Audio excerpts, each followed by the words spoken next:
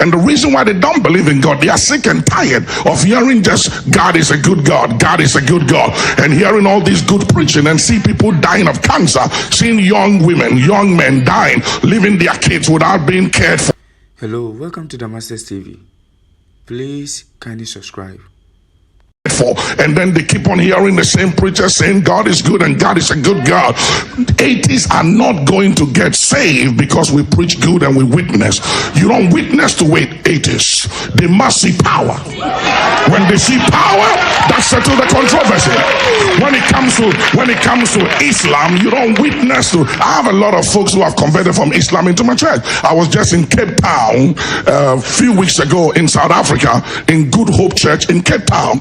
And a whole Muslim family, the entire household, got saved the second night when they saw the power of God in action and saw how God healed the child that was dying. When they saw that, the entire family came in and they came to the service and received Christ. With the church, God will stop. This is the day of Elijah and the day of Mount Carmel. It's let the God that answer by fire be God, or let's forget this then. Because if we can't demonstrate, you see, a good lawyer prophetess does not win his case in court because he's good with the law and because he's articulate. But a good lawyer wins his case by backing his argument with evidence. Now the gospel must have evidence, and the evidence of the gospel is signs, wonders, and miracles. The Bible said, and Jesus taught, and Jesus preached, and Jesus healed the sick, and Jesus cast out devils. If we preach and teach and we don't heal and we don't cast out devils, that is not a full gospel. We are joking. And the reason why the world is dying, churches aren't growing prophetess like before. People are leaving one church to another church. We're just transferring people from one church to another. But if we are going to have true conversion and people coming to God, we need the power of God to come back to the church. And the gospel is not principle, prophetess. The gospel is not doctrines. Doctrines and principles is for the church, but the gospel is for the world. And the gospel is not good preaching, and the gospel is not principle. The gospel is not doctrines. The gospel is power. That's what the gospel is, power. The Bible said when Saul on his way to Damascus had an encounter with Jesus, that settled the whole. Nobody preached to Saul. Nobody told him you got to get born again. He meant what we need is encounter. I got saved on the bed of affliction, and I'll tell you how I got saved. I was on marijuana in those days. I wouldn't go to church, and I was crazy. I was just bad. I was born into a family of 43 brothers and sisters. My mother had 6, my father had 37. And I was just crazy among my father's kids, and I was fooling with witchcraft. I was going to the occult, and I was playing with voodoo and everything, and I wouldn't go to church. And one of the reasons was because there was no power in the church. And so that bothered me, and I said, I don't want to have anything to do with this, because the malams, the juju, the occult, they can produce. They can deliver. You go there, you tell them what they want, they tell you what you do, and you get results. So I didn't want to fool with church. On the bed of affliction, when I lost 3 of my fingers, I was attacked by the enemy, and the enemy commanded me to light a candle and to place my right palm on the flame. And I placed my right hand on the flame, and my hand began to burn. And the enemy said, don't remove your hand till I command you to do so. My lips were sealed. I couldn't take my hands off. And the demons were in my room. I couldn't see them, but they were speaking to me. And I heard them, and I could feel this evil presence weighing me down. And I couldn't scream. I was in pain and in agony. I couldn't take my hands off. On the bed of affliction, Jesus appeared to me and said, I am Jesus. And that settled the issue. Nobody witnessed. I got saved on the bed of affliction.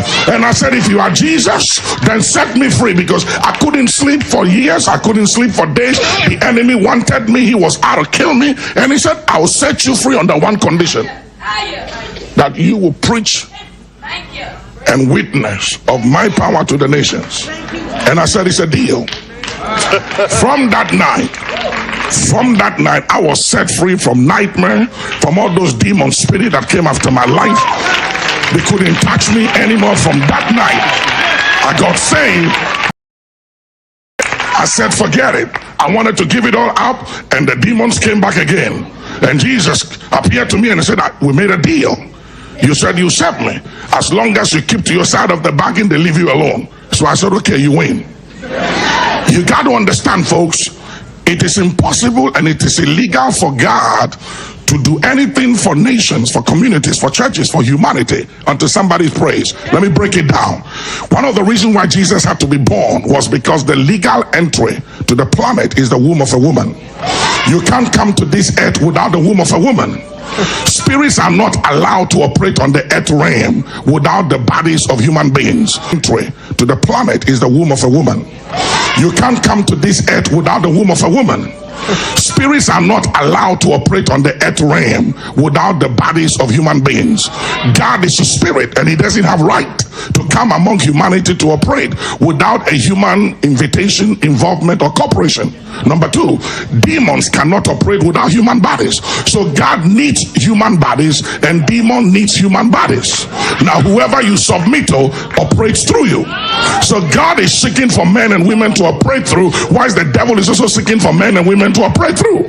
Now watch this. Watch this. You got to understand some few things here. God gave man jurisdiction over the earth. The Bible said that there was contention over the body of Moses. And when an angel of the Lord by the name of Michael, who was the minister of defense for heaven, came to protect the body of Moses, the Bible said he dare not rebuke Satan. Now this was the same Michael who overcame Satan in heaven and fired him, but in the earth realm he could not rebuke Satan. Why? Because number one, he didn't have jurisdiction here in the earth realm. He didn't have jurisdiction. Number two, he did not have judicial rights and authority. And the reason is because God gave earth to man. So it's only man that have dominion over earth. So angels don't have dominion over the earth realm. It's only man. One of the reasons why Jacob prevailed over the angel was because the angel was dealing with Jacob within the jurisdictions of man. My God. So the angel could not overcome man within his jurisdiction. Jesus. So even though he was mortal, he prevailed against a celestial being. Don't forget to subscribe to this channel.